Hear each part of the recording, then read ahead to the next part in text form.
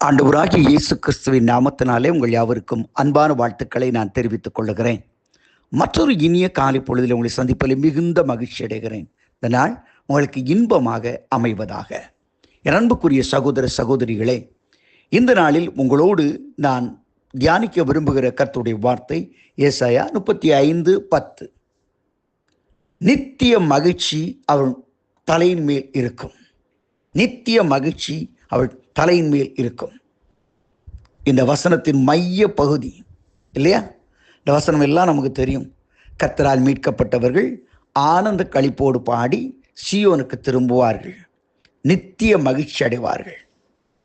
நித்திய மகிழ்ச்சி அடைவார்கள், சஞ்சலம் தவிப்பும் ஓடிப்போகும் என்று எழுதப்பட்டிருக்கிறார். நம் வாழ்கின்ற உலக வாழ்க்கையில சஞ்சலங்கள் தவிப்புகள் நிறைய இருக்குங்க.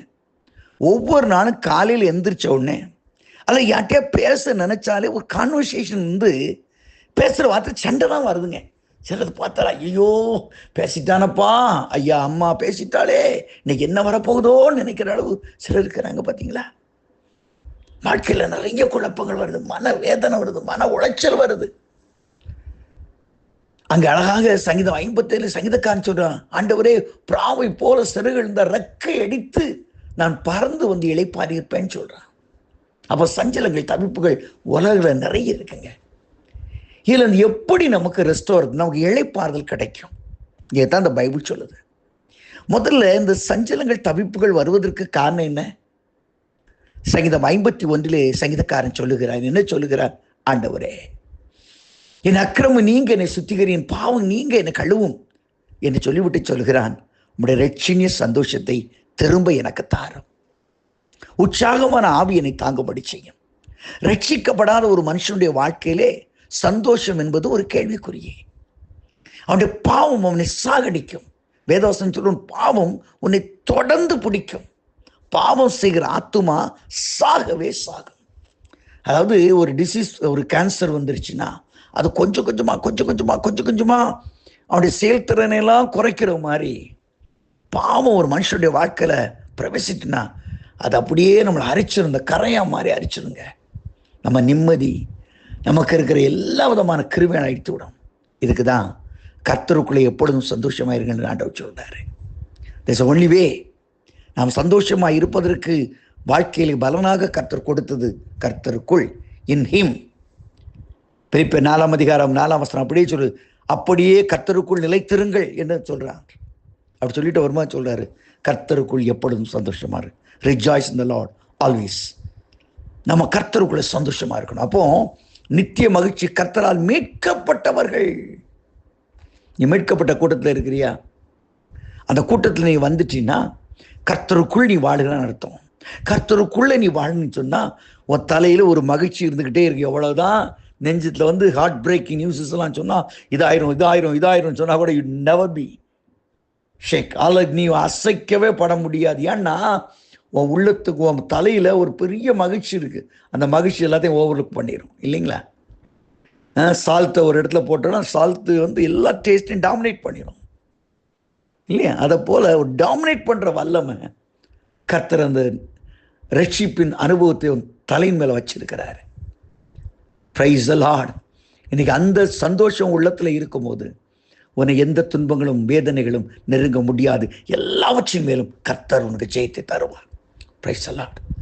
அதோடு மாத்திரமல்ல அருமையானவர்களே, இந்த சந்தோஷம் வாழ்க்கையோட எப்படி நிலைத்திருக்க முடியும்? எப்படி அந்த how to abide in the happiness, living in the presence of the Lord. கர்த்தருடைய பிரசன்னத்திலே வாழ்வது, எப்பவும் ஆண்டுடைய சமூகத்திலே வாழ்வது. அதைத்தான் சொல்லுகிறது அருமையானவர்களே. வேத வசனத்தை வாசித்து பாருங்கள். சங்கீதம் 16:11 சொல்கிறது, அவருடைய சமூகத்திலே நித்திய ஆனந்தம், பரிபூர்ண ஆனந்தம் உண்டாம். அவருடைய சமூகத்திலே பரிபூர்ண ஆனந்தம், நித்திய பேர்மம் உண்டு என்று சங்கீதக்காரன் சொல்லுகிறான். சங்கீதம் 16:11. இன்றைக்கு உங்க வாழ்க்கையில அந்த பரிபூர்ண ஆனந்தம் வரணும். எப்போ? அவருடைய பிரசன்னத்திலே வாழணும். ஒவ்வொரு நாளுடைய பிரசன்னத்தை நீங்க நாடுங்க. அது உங்களோட வரும்னு சொன்னா அது உங்களை ஆறுதல் படுத்தும், உங்களை தயவுப்படுத்தும், உங்களை நடத்தும். இக்கட்டான நிலைமை மோசை கலங்க, நான் ஆண்டவரே, ஆண்டவர் சொல்ல, என் சமூகம் உனக்கு முன்னதாக போகும். அது சரியான அர்த்தம்னா, என் பிரசன்ஸ் இருக்குல்லப்பா, ஏன் கவலைப்பட போ, you God is with coming with you.